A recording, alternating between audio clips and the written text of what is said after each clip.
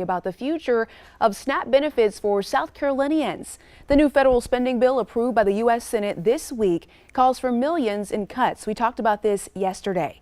Well, our News 19 Josie Frost is joining us now from the State House with more on the possible changes. In February, more than 586,000 people in South Carolina qualified for SNAP benefits, according to the U.S. Department of Agriculture. But experts say this new federal bill could change that. The bill would expand work requirements for able-bodied adults without dependents. Right now, people age 18 to 54 have to work to maintain their SNAP benefits for the full year. But this bill would up that age range, meaning those between 55 and 64 would have to work too.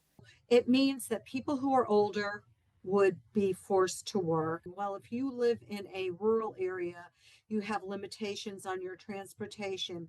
There's limitations as to what kind of jobs are even available, and the jobs that are available you're not qualified for, or you have certain barriers that are in your way.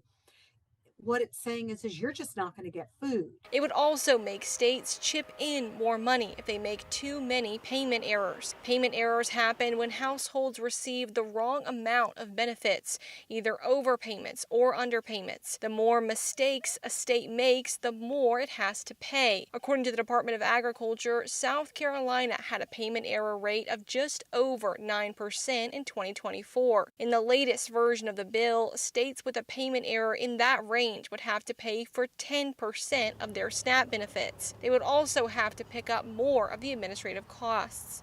When we're talking about having to come up with tens or hundreds of millions of dollars for the SNAP program, which we've never had to come up with, we have two choices: raise taxes, which our state legislature has not wanted to do, or we would have to cut other programs. Now, changes to the state share of the cost of the program wouldn't go into effect immediately. They would roll those out over the next few years, aiming to give state leaders time to budget that in. Reporting at the State House, Josie Frost, News 19 WLTX. All right, Josie, thank you so much. And keep in mind, these proposed cuts must still be approved by the U.S. House, so not yet.